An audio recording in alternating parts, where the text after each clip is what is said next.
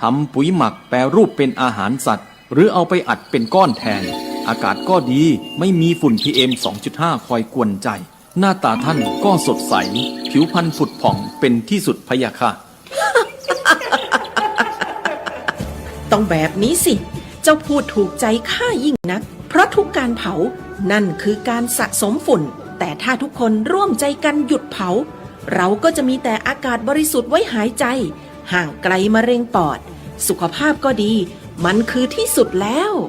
ราชินีจงเป็นอมตะราชินีจงเป็นอมตะข้าขอบูชาท่านพะยะค่ะไปเอาธูปมาแต่ไม่ต้องจุดแล้วนะเดี๋ยวนี้ข้าเปลี่ยนมาใช้ธูปไฟฟ้าแล้วมันจึ้งมากไม่มีฝุ่นเลย wow. คุณภาพอากาศดีด้วยการร่วมมือของทุกภาคส่วนปรารถนาดีจากสำนักงานประชาสัมพันธ์ที่ 3 กรมประชาสัมพันธ์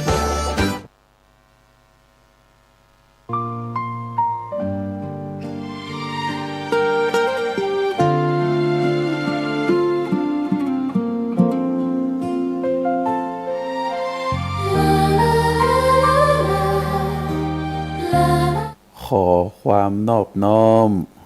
จงมีแด่พระรัตนตรัยเจ้าสามประการพระรัตนตรัยองค์ที่หนึ่งคือพระพุทธเจ้าพระรัตนตรัยองค์ที่สองคือพระธรรมเจ้าพระรัตนตรัยองค์ที่สามคือพระอริยสังฆเจ้าข้าพระพุทธเจ้าขอเคารพนบนอบกราบไหว้แตบไตรไวสาคุณพระรัตนตรัยเจ้าถึงสามประการโดยความเคารพสักการะเป็นอย่างยิ่ง ขอถวายความเคารพพระมหาเถรานุเถระเจ้าคณะพระสังฆาธิการครูบาอาจารย์ตลอดถึงพระภิกษุหนุ่มสามเณรน้อยจุตนจุองค์ขอเจริญพรศรัทธาญาติโยมนักศีลนักบุญผู้ที่กำลังรับฟังรายการทุกท่านต่อจากนี้ไปอาตมาภาพพระครูปริยัติกิจจาภิวัตรสำนักวัดพระสิงห์อำเภอเมืองจังหวัดเชียงใหม่ก็จะได้น้อมนำเอาสาระธรรมคติธรรมชาดกธรรมในต่างพระพุทธศาสนามามอบเป็นธรรมบรรณาการอาหารใจคือกับท่านสาธุชนได้พินิจพิจารณาถึงเนื้อหาสาระธรรมคติธรรมชาดกธรรมเหล่านั้นเพื่อที่จะก่อคือเกิดปัญญาปารมีเกิดความรู้ความเข้าใจเกิดแสงสว่างขึ้นในจิตในใจของท่านผู้ฟังบ่นักก็น้อยเมื่อได้มีความรู้ความเข้าใจแล้วก็จะได้น้อมนำไปประพฤติปฏิบัติก็จะก่อให้เกิดความสุขซึ่งเป็นความสุขตึงตังกายแล้วก็เป็นความสุขตึงตังใจอันเกิดจากการประพฤติปฏิบัติในพระธรรมคำสอนขององค์สมเด็จพระสัมมาสัมพุทธเจ้าก่อนอื่นก็ขออนุโมทนา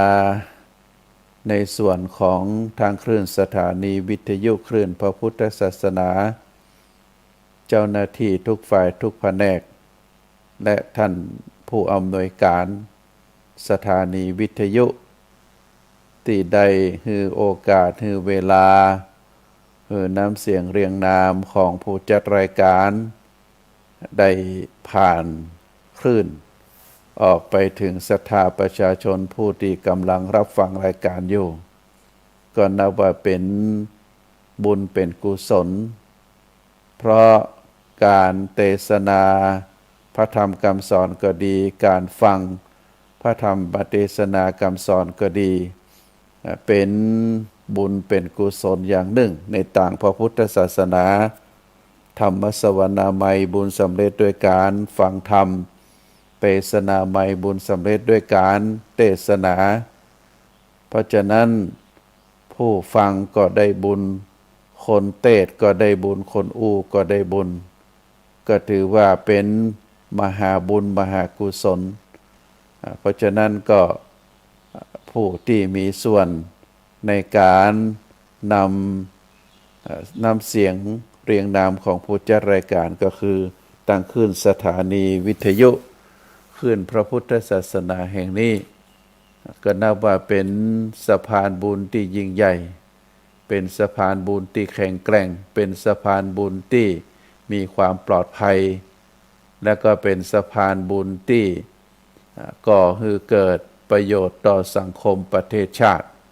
ก็นับว่าเป็นสิ่งที่น่าอนุโมทนา ท่านสาธุชนทั้งหลายในพิธีกรรมทางศาสนาเราเรียกว่าศาสนาพิธีทุกสิ่งทุกอย่างบ่ว่าจะเป็นงานมงคลหรืออวมงคลหลังจากที่ท่านทั้งหลายจะประกอบกิจทางศาสนาอื่นใดสิ่งหนึ่งที่เราได้กระทำได้ประพฤติปฏิบัติกันก็คือนอกจากจะมีการบูชาพระรัตนตรัยโดยดอกไม้ธูปเทียนแล้วเราก็จะมีการ สมาทานศีลการสมาทานศีลนั่นก็จะเป็นอันดับที่สองจากการบุกกล่าวคำถวายกล่าวคำบูชาพระรัตนตรัยซึ่งเป็นสิ่งที่เราเคารพสักการะสูงสุดก็คือพระพุทธพระธรรมพระสงฆ์สิ่งประการนี้เราเรียกว่าเป็นพระรัตนตรัยแก้วอันมีค่าแก้วที่ควรเคารพบูชาส่วนอันดับที่สองก็คือการสมาทานเบญจศีลเพราะฉะนั้นในวันนี้ก็อยากจะอัญเชิญคำสอนขององค์สมเด็จพระสัมมาสัมพุทธเจ้าเกี่ยวกับศีลมากล่าวมาเทศนามาแสดงมาชี้แจงเพื่อท่านสาธุชนได้พินิจพิจารณาดูว่าเพราะอะไรหยังองค์สมเด็จพระสัมมาสัมพุทธเจ้าจึงได้ยกย่องเชิดชูว่าศีลนั้นเป็นพื้นฐานแห่งความดี ศีลนั้นเป็นสิ่งที่นำมาซึ่งความสุขของมนุษย์จะเกิดขึ้นได้ก็เพราะว่ามีศีลแล้วก็โภคทรัพย์ทั้งหลายบ่ว่าเป็นโภคทรัพย์ภายนอกโภคทรัพย์ภายในจะเกิดขึ้นได้ก็เพราะว่าศีลชื่อเสียงเกียรติคุณของคนทั้งหลาย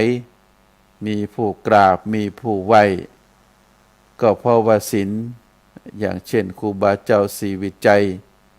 นักบุญแห่งล้านนาครูบาศีลธรรม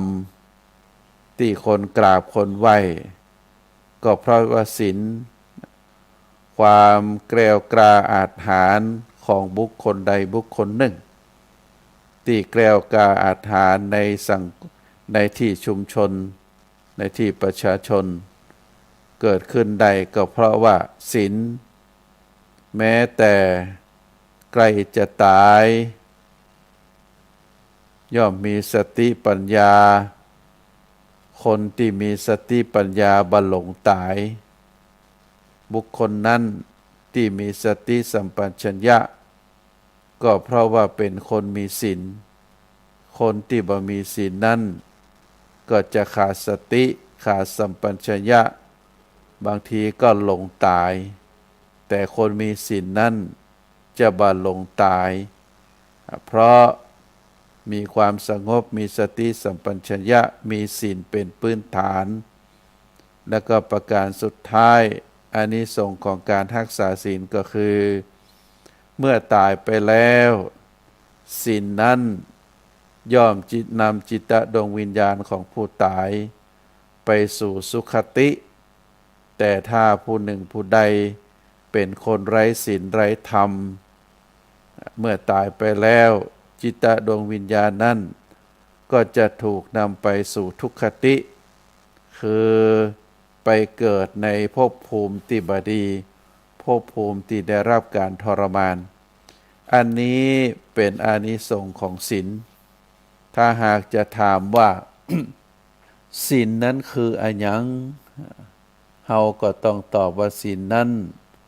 เป็นผู้คนที่มีศีลนั้นก็คือผู้ที่มีความประพฤติดีเป็นผู้ที่มีความประพฤติดีตึงหมดบ่ว่าจะเป็นความประพฤติตึงทางกายตึงทางวาจาแล้วก็ระบบความคิดเฮาเรียกว่าเป็นผู้ที่มีความประพฤติดีความประพฤติดีเป็นสิ่งสำคัญอย่างยิ่งของมวลมนุษย์เฮาเปิ้นเปรียบเหมือนกับต้นไม้นั้นจะเจริญเติบโตได้ต้นไม้นั้นจะมีความมั่นคงบักก้นบาบเอียงมีการผลิดอกออกผลมีใบหนามีความเจริญแข็งแรงสิ่งสำคัญนั่นก็คือรากไม้เป็นสิ่งสำคัญที่สุดศีลความประพฤติดีของคนทั้งหลายก็ถือว่าเป็นสิ่งสำคัญยิ่งของคนเฮาแม้จะมีความรู้ดีรูปร่างหน้าตาดีฐานะดีอย่างใดก็แล้วแต่ถ้าความประพฤติเสียความประพฤติที่บ่ดีก็หมดค่าความรู้และรูปร่างหน้าตาก็เป็นสิ่งที่ประจานตัวเก่าคือบ่เป็นการส่งเสริมให้มีความสง่าราศีเพราะฉะนั้นความประพฤติที่ดีงามความรู้จักควบคุมจิตใจของตัวเองคืออยู่ในความประพฤติดีประพฤติงามเป็นสิ่งที่มีความจำเป็นอย่างยิ่งเฮาจะหันว่าการที่พระพุทธองค์ได้ปรับปรุงวิธีการสอนได้นำศีลมาให้เจ้าพุทธคือพุทธบริษัทได้รู้ได้เข้าใจแล้วเป็นเครื่องประพฤติในชีวิตประจำวันนั้นพระพุทธองค์ได้หันว่าการทำความดีการบูชาผู้ที่เคารพนับถือโดยการฆ่าสัตว์บูชาสัตว์บูชายันเอาคนมาฆ่าเอาสัตว์มาฆ่ายิ่งนักเจ้าใดก็จะยิ่งทำให้พระเจ้าที่ตนเองนับถือนั้นมีความโปรดปรานมีความเรียกว่านำความดีนำปอนอันประเสริฐมาสู่ผู้ที่บูชายันซึ่งในสมัยก่อนศาสนาพราหมณ์เปิ้นจะทำจะนั้นแต่พระพุทธองค์ได้ปฏิรูปได้ปรับปรุงการกระทำของคนในสมัยนั้นคืองดเว้นคืองดเว้นการประกอบคุณงามความดีด้วยการเอาชีวิตของสัตว์อื่นเอาชีวิตของคนอื่นมาเป็นเครื่องสังเวยมาเป็นเครื่องบูชาเพื่อที่ตัวเองจะได้รับพรที่ดีพระพุทธองค์ปฏิเสธในเรื่องเหล่านี้แล้วพระพุทธองค์ก็สอนคือฆราวาสญาติโยมพุทธบริษัทได้เข้าใจว่าคนที่มีศีลดีมีธรรมงามมีจิตใจดีก็จะต้องงดเว้นในการเบียดเบียนคนอื่นในการเบียดเบียนสัตว์อื่นในการทรมานฆ่าสัตว์อื่นคนอื่นคือได้รับความยากได้รับความลำบากก็คือมา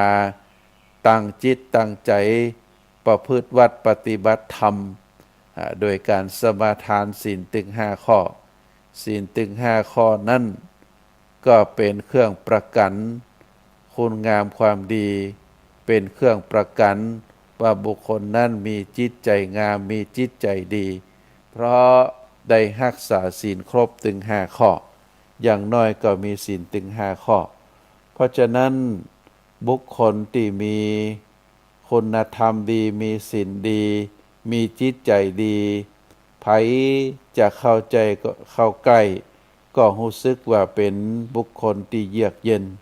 มีสัมผัสดีก็คบเข้าแล้วก็บ่เดือดร้อนใกล้เข้าไปใกล้แล้วก็ได้รับความร่มเย็นบ่ระคายบ่ก่อเกิดความยุ่งเหยิงทางด้านจิตใจถ้ามีปัญหาอะไรอย่างขึ้นมา ก็สะสร้างตัวเองได้บ่ไปก่อความเดือดร้อนให้คนอื่น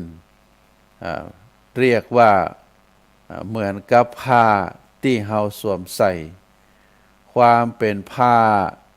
ที่เนื้อนุ่มห่มสบายมีสัมผัสดีในหมู่ฆราวาสญาติโยมคนที่มีศีลธรรมก็จะเป็นคนบ่มีความเดือดร้อนใจในกรรมชั่วของตัวเองเมื่อเป็นผู้ใหญ่ผู้น้อยก็ย่อมเคารพได้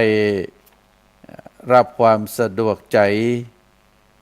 ก็ได้แสดงความเคารพด้วยความเต็มใจยกมือไหว้ก็ด้วยความเต็มใจเป็นคนที่ได้รับการยกย่องที่ได้เข้าไปไหว้ไปกราบไปแสดงความเคารพคารวะก็เพื่อที่ตัวเองจะได้เป็นความดีเป็นความเจริญรุ่งเรืองก็เพราะว่าบุคคลนั้นเป็นคนดีเป็นคนที่มีความเจริญรุ่งเรืองบัดต่ำซามเพราะฉะนั้นท่านสาธุชนทั้งหลายการที่เฮาได้สมาทานศีลรักษาศีลก็โดยจุดใจความก็คือต้องการตัวนั้นให้เป็นคนดีตนตัวเฮานั้นเป็นคนดีการได้คบการได้ประพฤติปฏิบัติในศีลอย่างน้อย5 ข้อนั้นศีลนั้นถือว่าเป็นมิตรที่ดีเป็นมิตรที่ถือว่าเฮาเอาเข้ามาอยู่ในจิตในใจของเฮาเอาเข้ามาอยู่ในกับตัวกับตนของเฮาก็ถือว่าเป็นมิตรที่ดีเป็นสิ่งที่ดีทำให้เฮานั้นได้พัฒนาตัวเองคือมีความสูงขึ้นทางด้านคุณธรรมข้อนี้ถ้าเฮาสังเกตในการเปรียบเทียบกับบุคคลที่เข้ามาสู่ชีวิตของเฮาการที่บุคคลคนหนึ่งอาจจะเป็นสามีภรรยาอาจจะเป็นเพื่อนที่เรียนสถาบันการศึกษาด้วยกันได้คบหาสมาคมกันเฮาก็จะหันว่าบุคคลที่เข้ามาสู่หาเฮาในฐานะที่เป็นมิตรนั้นมีอยู่2 ประเภทก็คือคนดีกับคนบ่ดีการที่เฮาได้คบกับคนดีหรือคนบ่ดีนั้นก็บ่มีเครื่องหมายมันมีเครื่องหมายคือฮู้ว่าเป็นคนดีหรือคนบ่ดีแต่เฮาก็จะฮู้ได้โดยการได้ไปสัมผัสว่าคนนี้เป็นคนลักษณะแบบใดการมีการคบคนเฮานั้นเปิ้นบอกว่าบางทีก็เป็นคนดีคนบางคนนั่นก็เป็นคนดีบางคนก็เป็นคนบ่ดีที่เฮาเรียกว่าเป็นมิตรดีมิตรชั่ว การที่เฮาเข้าไปคบคนบ่ดีก็จะสร้างความเดือดร้อนให้แก่ตัวเองบางทีเฮาได้คบคนดีคนดีนั้นก็จะส่งผลให้เฮานั้นบ่ได้รับความเดือดร้อนได้สร้างความสุขความร่มเย็นความอยู่เย็นเป็นสุขให้กับตัวเฮาเรียกว่าสร้างร่มเย็นให้กับตัวเฮาเองก็เหมือนเดียวกันศรัทธาญาติโยมการที่เฮาได้สร้างคุณธรรมคือกับ ตัวเฮาเองนั่นเปรียบเหมือนกับเฮาได้คบมิตรที่ดี มิตรนั้น มีสองลักษณะก็คือมิตรภายนอกแล้วก็มิตรภายในมิตรภายนอกก็หมายถึงบุคคลอื่นบ่ใช่ตัวตนเฮาเองส่วนมิตรภายในก็หมายถึงจิตใจของเฮาคุณงามความดีหรือความชั่วความบดีอันนั้นเป็นมิตรอยู่ในใจของเฮาเรียกว่าเป็นมิตรภายในท่านสาธุชนทั้งหลายมิตรชั่วหรือมิตรดีบัจจัยมีเฉพาะภายนอกอย่างเดียวตัวของเฮาบางทีก็เป็นมิตรชั่วของตัวเองสร้างความเดือดร้อนให้กับตัวเก่าหรือบางทีบางครั้งก็เป็นมิตรที่ดีของตัวเองสร้างความร่มเย็นเป็นสุขสร้างความร่มเย็นให้กับตัวเองเปิ้นบอกว่ามิตรภายนอกบ่สำคัญเท่าใดบ่สำคัญเท่ากับมิตรภายในตัวของเฮาเองบางทีก็เป็นคนพาลบางทีก็เป็นบัณฑิตบางทีก็เป็นคนเรียกว่าแย่เอามากๆบางทีก็เป็นคนดีที่น่าชื่นชมเพราะฉะนั้นในการพิจารณาให้ลึกลงไปพิจารณาให้ลึกลงไปว่าเฮาเป็นมิตรกับตัวเองแต่ก่อเฮาเป็นมิตรกับตัวเฮาหรือว่าเฮาฮักตัวเองก่อแต่ก็มีการกระทำเรียกว่าเป็นการเบียดเบียนตัวเก่าภัยจะป้องกันได้ในเมื่อตัวเฮาเองนั้นก็ยังเบียดเบียนตัวเองเป็นมิตรชั่วของตัวเองเป็นโจรในตัวเองเหมือนกับโจรที่เกิดขึ้นในบ้านเฮือนของตัวเก่าคนในบ้านอยู่ในบ้านด้วยกันแต่บ่มีความซื่อสัตย์เฮาก็จะป้องกันยากโจรภายนอกเฮาก็ยังมีประตูมีรั้วอย่างป้องกันได้มีกุญแจป้องกันได้แต่โจรที่เกิดขึ้นภายในอยู่ตัวกันตึงวันเป็นคนขี้ลักขี้จกเป็นคนไว้ใจบ่ได้อันนี้ยากที่จะป้องกันได้แต่ที่สำคัญที่สุดก็คือตัวเฮาเองความคิดในตัวเฮานี้ก็จะก่อให้เกิดเป็นความเดือดร้อนหรือเป็นความร่มเย็นให้แก่กับตัวเองก็ได้เพราะฉะนั้นโจรภายในก็คือความคิดเมื่อความคิดในสิ่งก่อให้เกิดสิ่งที่ดีความคิดในต่างที่ดีเป็นความคิดที่ดีก็จะส่งผลให้การกระทำกรรมที่เป็นสิ่งที่ดีแต่ถ้าความคิดนั้นเป็นความคิดที่บ่ดีเป็นความคิดแบบโจรเป็นความคิดที่ชั่วก็จะก่อให้เป็นความคิดที่สั่งให้มีการกระทำกรรมที่ในทางที่ชั่วในทางที่บ่ดีเพราะฉะนั้นท่านสาธุชนทั้งหลายมิตรที่เฮาเกิดขึ้นกับตัวเฮานั่นถ้าเป็นมิตรที่บ่ดีเป็นสิ่งที่บ่ดีก่อให้เกิดในจิตในใจของเฮาเฮาก็จะต้องละทิ้งหรือฆ่าความบ่ดีนั้นออกไปจากจิตออกไปจากใจถ้าเฮาบ่ฆ่ามันก็จะฆ่าเฮาความวิตกกังวลท่านบอกว่าถ้าเฮาบ่ฆ่ามันก็จะฆ่าเฮาความวิตกกังวลความมกมุ่นความเดือดร้อนก็จะเกิดขึ้นกับตัวเฮาเพราะการกระทำของตัวเฮาเองถ้าเป็นสิ่งที่ดีก็เป็นเรื่องดีไปแต่ถ้าเป็นสิ่งที่ดีก็จะเป็นเรื่องดีเป็นความสุขเป็นความร่มเย็นแต่ถ้าเป็นสิ่งที่บ่ดีก็จะก่อให้เกิดความทุกข์ความเร่าร้อนความเดือดร้อนความทรมาน เพราะฉะนั้นเฮาค่าความรู้สึกค่าความคิดค่าสิ่งที่บ่ดีค่าสิ่งที่บ่ใจมิตรที่ดีเฮาควรจะกระทำเพราะฉะนั้นก็บ่ควรที่จะคบคนชั่วบ่ควรที่สมาคมกับคนต่ำทรามแต่ควรคบกับบัณฑิตควรคบสมาคมกับคนที่มีคุณธรรมสูงพระพุทธองค์ได้ตรัสเตือนเจ้าพุทธของเฮาว่าเฮานั้นควรจะประพฤติปฏิบัติการสมาคมกับคนดียิ่งสำคัญที่สุดก็คือ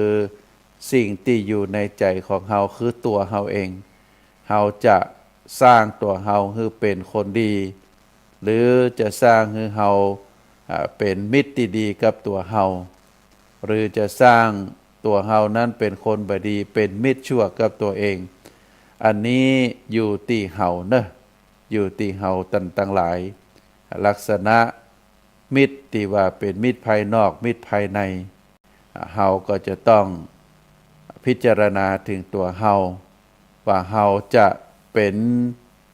คนลักษณะแบบใดสร้างมิตรบ่ว่าจะเป็นมิตรภายนอกมิตรภายในโดยเฉพาะความนึกคิดภายในของเฮาอย่างความโลภความโกรธความหลงความอิจฉาริษยาความพยาบาทกิเลสทั้งหลายพระพุทธเจ้าตรัสว่าเป็นศัตรูภายในเป็นข้าศึกภายในเป็นโจรภายในเป็นคนเลวภายในก็สามารถที่จะทำอันตรายให้กับบุคคลได้นักกว่าข้าศึกภายนอกมิตรภายนอกศัตรูภายนอกก็มีโอกาสที่จะป้องกันได้แต่ศัตรูภายในมิตรชั่วภายในพาคนพาลภายในที่อยู่ในจิตในใจของเฮาอันได้แก่ความโลภความโกรธความหลงความอิจฉาริษยาความพยาบาทอันนี้เป็นสิ่งที่อันตรายที่สุดนะเพราะฉะนั้นก็ฝากให้ศรัทธาญาติโยมได้พินิจพิจารณากันท่านสาธุชนทั้งหลายองค์สมเด็จพระสัมมาสัมพุทธเจ้าพระพุทธองค์ได้ตรัสเตือนคือเจ้าพุทธของเฮา ว่าเมื่อคบคนที่บ่ดีเฮาก็บ่ดีไปตัวเองเมื่อคบคนเสมอกันก็บ่เสื่อมเฮาก็บ่เสื่อมจากความดีคบคนที่สูงก็ย่อมจะสูงขึ้นไปตัวเองหมายถึงทางด้านคุณธรรมคนถ้าเฮาคบคนที่บ่ดีกว่าเฮาบ่มีศีลบ่มีธรรม เฮาก็จะเป็นคนบ่มีศีลบ่มีธรรมไปตัวเองถ้าคบคนเสมอกันก็หมายถึงคนที่เป็นคนดี คนที่มีคุณธรรมเสมอกัน เฮาก็จะมีคุณธรรมจะบ่เสื่อมจากคุณธรรมถ้าคบคนที่มีคุณธรรมสูงเป็นคนดีเป็นบัณฑิตเฮาก็จะมีคุณธรรมที่สูงขึ้นไปเพราะเกิดจากการคบหาสมาคมฉะนั้นเฮาจึงควรจะเลือกคบคนที่มีคุณธรรมสูงเมื่อคบบัณฑิตก็จะนำเฮาไปในทางที่ดีบ่มีทางเสื่อมพระพุทธดำรัสที่พระพุทธองค์ได้ตรัสเสริมในเรื่องของศีลเป็นต้นว่าคนทุศีลบ่มีสมาธิจิตใจบ่มั่นคงแม้จะมีอายุอยู่ถึง100 ปีก็สู้คนที่มีศีลมีสมาธิมีชีวิตอยู่เพียงวันเดียวบ่ได้อันนี้เป็นพุทธดำรัสที่ได้ตักเตือนเจ้าพุทธของเฮาคนทุศีลบ่มีสมาธิ จิตใจบ่มั่นคงแม้จะมีอายุอยู่ในโลกนี้ถึง100 ปีก็สู้คนที่มีศีลมีสมาธิแม้จะมีชีวิตอยู่เพียงวันเดียวบ่ได้ก็จะหันว่าความสำคัญของคนมีศีลมีสมาธิเป็นคนที่มีประโยชน์เป็นคนที่มีคุณธรรมเพราะฉะนั้นศีลจึงเป็นฐานเป็นที่รองรับธรรมอย่างอื่นศีลคือความประพฤติดีงามคนสมัยใหม่หรือทรัพย์บางทรัพย์ที่เข้าใจสอดคล้องกันก็คือจริยธรรมหรือจริยศาสตร์ซึ่งแปลว่าศาสตร์ที่เป็นความประพฤติศาสตร์ที่คอยบอกว่าไอ้อย่างผิดไอ้อย่างถูกไอ้อย่างดีไอ้อย่างชั่วเปิ้นก็ใจคำว่าจริยศาสตร์หรือศีลธรรมคนที่มีศีลดีมีความประพฤติดีย่อมเป็นที่พึ่งที่ประเสริฐทั้งทางโลกและทางธรรมหมายความว่าทางโลกก็ต้องการคนดีมีศีลธรรมทางธรรมก็ต้องการคนมีศีลดีเป็นกุศลท่านอาจจะสงสัยว่าทำไมต้องเป็นศีลที่เป็นกุศลตัวศีลมีทั้งศีลที่เป็นกุศลและอกุศลศีลในที่นี้หมายถึงระบบความประพฤติ ความประพฤติทางกายความประพฤติทางวาจาระบบความประพฤติที่เป็นกุศลและทำอยู่ประจำก็เป็นศีลที่เป็นกุศลส่วนศีลที่เป็นอกุศลก็คือความประพฤติบดีบ่ว่าจะเป็นทางกายบ่ว่าจะเป็นทางวาจา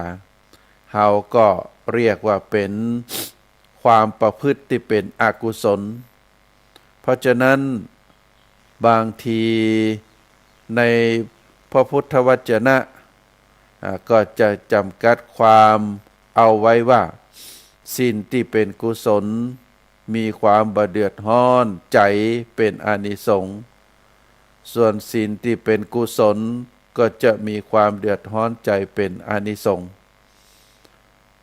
แล้วก็ผู้ที่ทุศีลผู้ที่มีศีลย่อมบ่เดือดร้อนผู้ที่มีศีลย่อมบ่เดือดร้อนย่อมได้รับความเย็นตึงตังกายตึงตังใจเหมือนบุรุษหรือสตรีที่ชำระสะสางอาบน้ำต่างกายให้เรียบร้อยแล้วก็นั่งพักผ่อนใต้ร่มไทรใหญ่ย่อมจะเยือกเย็นหรือแม้แต่เฮาท่านทั้งหลายคราใดที่เฮาได้ชำระร่างกายได้อาบน้ำโดยน้ำเย็นได้ฟอกสบู่ได้สระผมแล้วก็เอาผ้าเช็ดตัวมาเช็ดตัวให้แห้งเรียบร้อยนุ่งผ้าผืนใหม่ใส่เสื้อผืนใหม่เรียบร้อยแล้วก็นั่งในสถานที่เย็นที่บ้านเฮาอาจจะมีพัดลมพัดเปิดแอร์ก็แล้วแต่อันนั้นคือความเยือกเย็นที่เกิดขึ้นต่างกายส่วนคนที่รักษาศีลคนที่มีศีลก็จะเช่นเดียวกันคือเมื่อได้นั่งได้นอนที่ใดก็แล้วแต่ก็จะมีความเยือกเย็นตึงกายเยือกเย็นตึงใจเยือกเย็นตึงวาจาเพราะอานิสงส์ของการรักษาศีลศีลนั้นเมื่อผู้ใดผู้หนึ่งได้รักษาแล้วย่อมมีอานิสงส์เกิดขึ้นประการที่หนึ่งก็คือได้โภคทรัพย์เป็นจำนวนนักอันเกิดจากความบ่ประมาทศีลถึง5 ข้อถ้าไผได้ประพฤติปฏิบัติเป็นประจำทรัพย์สินของบุคคลนั้นก็บ่มีอันสูญหาย บ่มีอันจะต้องจ่ายบ่มีอันที่จะต้องไปชำระคดีความทรัพย์สินมีเต่าใดก็จะมีเต่าอันแล้วก็จะพอกพูนขึ้นไปเรื่อยๆอันเกิดจากความบประมาทเพราะเฮานั้นเป็นคนมีศีลมีธรรมมีความขยันแล้วก็บ่มีสิ่งใดที่จะต้องไปจ่ายที่มันบ่มีความจำเป็นแล้วก็บ่ต้องมาชำระคดีความอันเกิดจากความผิดพลาดการบ่มีศีลของเฮาบุคคลนั้นก็จะมีโภคทรัพย์เป็นจำนวนนักเกิดขึ้นชื่อเสียงเกียรติคุณความดีงามก็จะเกิดขึ้นกับบุคคลนั้นกลิ่นศีลกลิ่นธรรมเป็นกลิ่นที่หอมชื่อเสียงที่ดีชื่อเสียงของคนดีของผมของบัณฑิตของผู้ที่มีความรู้ก็จะย่อมขจรขจายไปความแกล้วกล้าความอาถรรพ์ก็จะบังเกิดขึ้นแก่ผู้นั้นบ่ว่าจะอยู่ในสังคมใดอยู่ในชุมชนใดอยู่ในชุมนุมไหนก็บ่มีความกลัวบ่มีความอายบ่กลัวคนอื่นจะว่าฮื้อเพราะตัวเองนั้นเป็นคนมีศีลแม้แต่ใกล้จะตายก็จะมีสติมีสัมปชัญญะบรรลงตายคำว่าบรรลงตายก็คือตายด้วยความสงบตายด้วยความมีสติสัมปชัญญะสำหรับคนที่บ่มีศีลนั้นก็จะเกิดความเรียกว่าความทุรนทุรายความกระวนกระวายเปิ้นบอกว่าจิตของคนเฮานั้นถ้าเป็นคนมีศีลมีธรรมก็จะมีสติมีปัญญาได้รำลึกถึงคุณงามความดีได้นึกถึงบุญกุศลที่ตัวเองได้กระทำบำเพ็ญมาโดยตลอดบางทีก็เกิดนิมิตหมายนิมิตหมายเป็นสวรรค์เป็นปราสาทเป็นราชวังเป็นสถานที่มีความร่มเย็นมีต้นไม้ดอกไม้ปรากฏฮือได้หันแล้วก็จะเป็นคนที่มีสติมีสัมปชัญญะหน้าตาแจ่มใสแล้วก็ไปเรียกว่าหมดลมหายใจไปบ่ทุรนทุรายส่วนคนที่บ่มีศีลบ่มีธรรมก็จะมีภาพหรือมีสิ่งที่ปรากฏฮือหันด้วยความกลัวด้วยความหวาดระแวงด้วยความหวาดระแวงก็จะปรากฏเป็นดวงไฟเป็นเปลวไฟฮ้อนเป็นธรรมมืดมองบ่หันเป็นน้ำขุ่นสายน้ำแรงกล้าหรือก็มีสัตว์ร้ายเสือสิงเข้ามาหาจะกัดจะทำร้ายหรือบางทีก็ปรากฏเป็นความแห้งแล้งเป็นสถานที่มีความแห้งแล้งหิวโหยก็จะปรากฏเป็นลักษณะแบบนี้ซึ่งบางทีผู้ที่มีความชั่วความบดีทั้งหลาย ภาพเก่าๆเช่นฆ่าสัตว์วิ่งหนีเจ้าหน้าที่อย่างอีเป็นต้นก็จะปรากฏคือผู้ที่กำลังจะตายกำลังจะเสียชีวิตเมื่อปรากฏสิ่งที่ปรากฏเป็นลักษณะที่บดีบงามความทุรนทุราย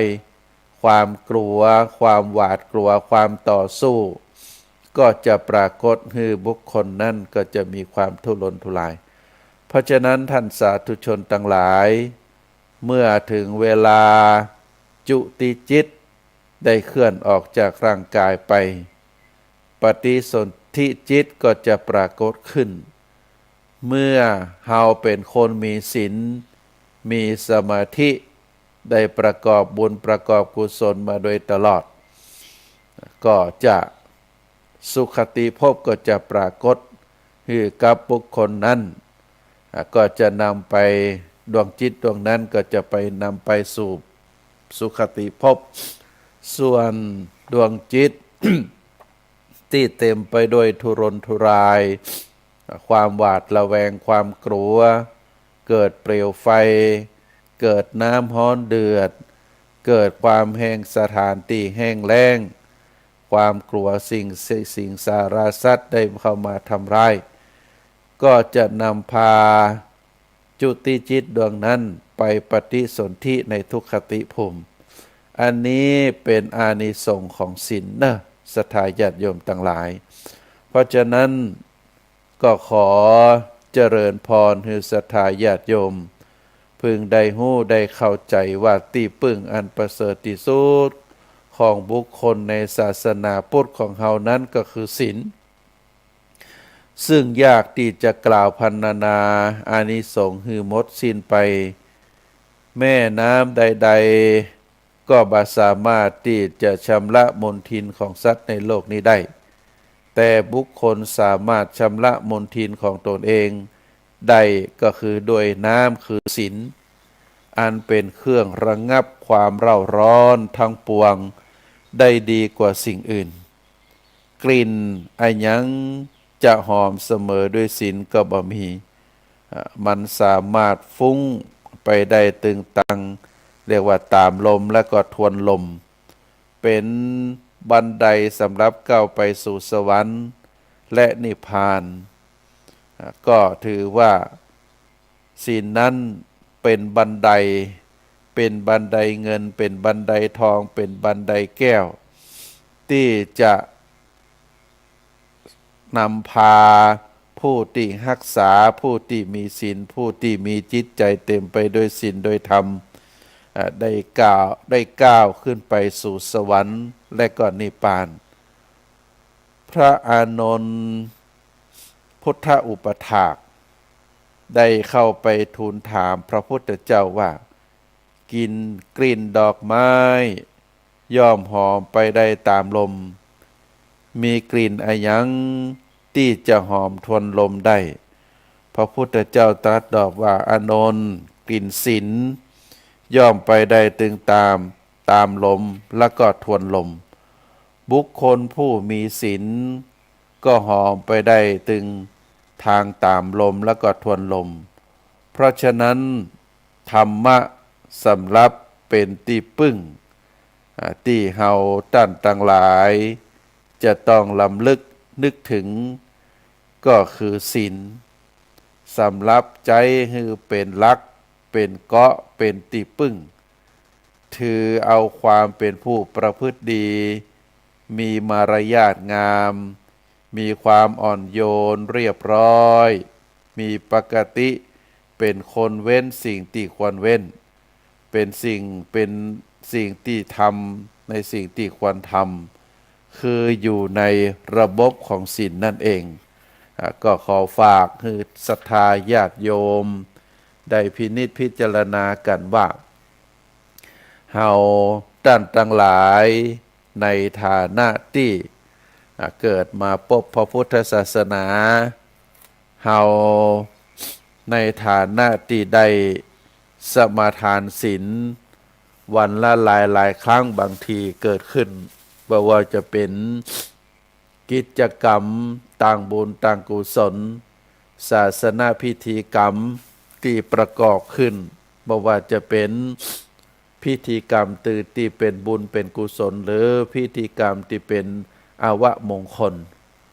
งานศพงานซากเฮาก็จะหันว่าศาสนาพิธีทุกขั้นตอนนั้นหลังจากที่เฮาได้บูชาพระรัตนตรัยแล้วก็จะมีการสมาทานเบญจศีลที่ ต้องสมาทานเบญจศีลนั่นเพื่อเตือนหมู่เฮาเจ้าพุทธได้น้อมลำลึกถึงศีล5 ข้อที่พระพุทธองค์ได้บัญญัติไว้เป็นแนวทางที่ให้เจ้าพุทธเฮาใจเป็นฐานในการประกอบคุณงามความดีอันใดแก่พฤติกรรมที่ได้กระทำพฤติกรรมในกรรมที่อู้วาจาที่กล่าววาจาที่อู้ก็จำเป็นจะต้องอยู่ในพื้นฐานของศีลถึง5 ข้อซึ่งเป็นข้อบัญญัติที่ได้บัญญัติไว้ว่าพุทธศาสนิกชนจะต้องสมาทานศีล5 ข้อเพราะศีลถึง5 ข้อนั้นเป็นฐานของความดีเป็นฐานที่จะนำให้บุคคลนั้นเป็นคนมั่งมีทรัพย์สินเงินทองเป็นฐานที่ให้บุคคลนั้นมีพฤติกรรมที่ประพฤติด้วยความบประมาทเป็นฐานที่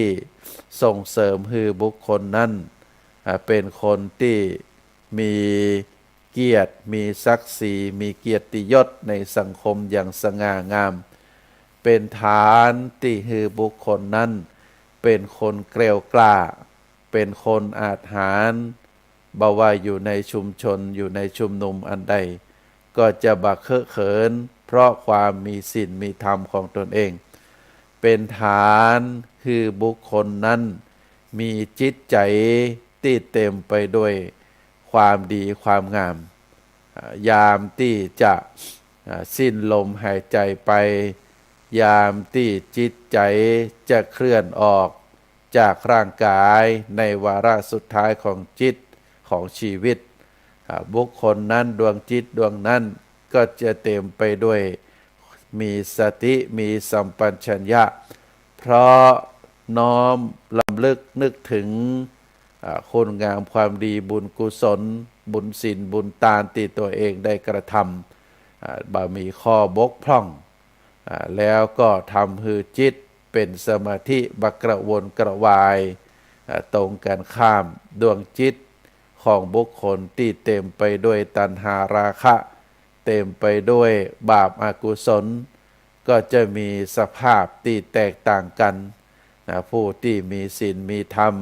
เป็นดวงจิตที่มีศีลเป็นดวงจิตที่มีสมาธิก็จะพบภาพที่ปรากฏเป็นภาพที่เป็นสวนดอกไม้รื่นรมเป็นสระน้ำที่ใหญ่มีความเยือกเย็นเป็นปราสาทราชวังเป็นสวนดอกไม้ก็ทำให้บุคคลนั้นเกิดสมาธิเกิดหน้าตายิ้มแย้มแจ่มใสตรงกันข้ามถ้าไผเป็นดวงจิตที่เป็นบาปอกุศลก็จะมีความกระวนกระวายมีการต่อสู้ภาพที่ปรากฏมาอาจจะเป็นภาพความเร่าร้อนเกิดจากเปลวไฟความเร่าร้อนที่เกิดจากพื้นแผ่นดินแห้งแล้งพอตั้งไหนก็บางหันภัยหรือเกิดการต่อสู้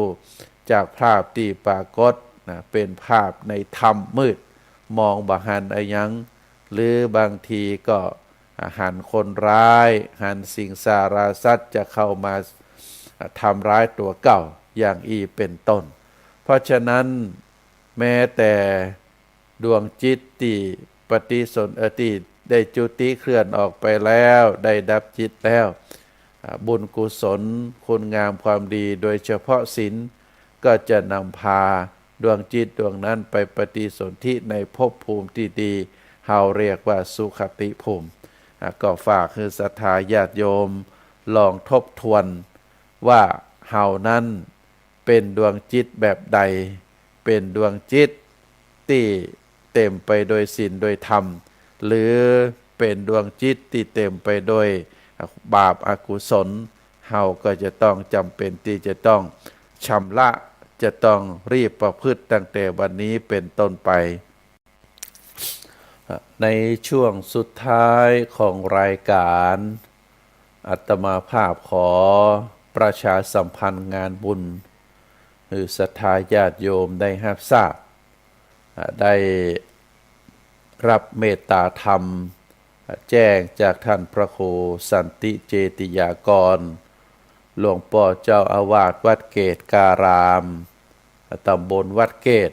อำเภอเมืองจังหวัดเชียงใหม่ หลวงพ่อได้เมตตาแจ้งว่าที่วัดเกตการามนั้นจะมีพิธีส่งน้ำพระธาตุเนอะศรัทธาญาติโยมโดยได้เอากำหนดวันที่22 พฤษภาคม22 พฤษภาคมนั้นเป็นวันวิสาขบูชาเป็นวันพระใหญ่ที่วัดเกตนั้นก็จะประกอบพิธีส่งน้ำพระธาตุเกตแก้วจุฬามณีเป็นพระธาตุประจำคนเกิดปีจอในเบื้องต้นก็จะมีการทำบุญตักบาตรแล้วก็ในเวลาประมาณ10 โมงก็จะได้กราบอาราธนานิมนต์พระสงฆ์มาเจริญพระพุทธมนต์สมโภชองค์พระเจดีย์ต่อจากนั้นก็จะเปิดโอกาสให้ศรัทธาญาติโยมได้ส่งน้ำพระธาตุเกตแก้วจุฬามณีก็คือพระธาตุประจำปีเกิดคนเกิดปีจอที่วัดเกตการามส่วนในยามค่ำคืน ในยามค่ำคืนก่อนจะมีเวียนเทียนก็จะได้กราบอาราธนานิมนต์พระมหาเถระได้มาเทศนาธรรมก็จะเป็นการเฉลิมฉลองในวันวิสาขบูชาวันพระสำคัญแล้วก็ได้ประกอบบุญประกอบกุศลเป็นพิเศษก็เป็นการน้อมรำลึกถึงพระคุณของพระพุทธเจ้าในเนื่องในวันคล้ายวันประสูติตรัสรู้และก็ปรินิพพานซึ่งเป็นมหาบุญมหากุศลศรัทธาญาติโยมสำหรับคนเกิดปีจอเป็นนักสัตว์ปีจอปีหมาก็ขอเชิญนะได้ไปร่วมกันพระธาตุที่เราจะไปบูชานั่นเปิ้นบอกว่าเป็นพระธาตุเกตแก้วจุฬามณีซึ่งพระธาตุจริงๆนั้นอยู่ในสวงสวรรค์แต่ว่าวัดเกตการามได้สร้างพระธาตุจำลองขึ้นมาแล้วก็ได้บรรจุพระบรมสารีริกธาตุขึ้นก็ได้แจ้งเป็นที่ฮู้กันว่า เมื่อพระธาตุองค์จริงอยู่บนสวรรค์เราไปกราบไปไหว้บ่ได้ชื่อของวัด